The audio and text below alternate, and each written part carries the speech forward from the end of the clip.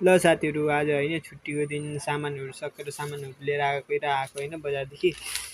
यो होइन भाँडा मस्काउने होइन 3टा पिस छ 3 रुपियाँको हिसाबले होइन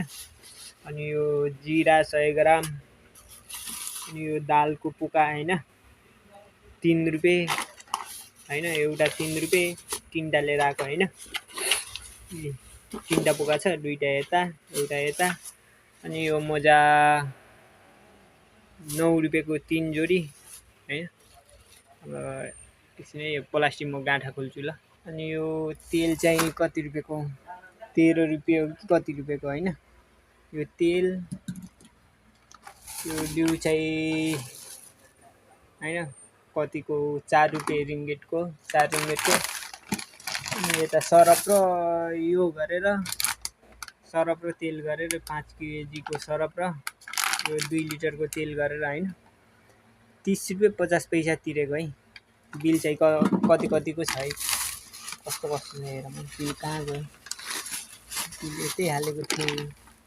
ल है 29 रुपियाँ 50 पैसा रहेछ है त्यो तेल र सरफको मैले चाहिँ अलि मिस्टेक भने होइन 29 रुपियाँ 50 पैसा तेलको अनि यता केसको छ फेरि यता यो डिउको 4 रुपियाँ होइन डिउको 4 रुपियाँ अनि यता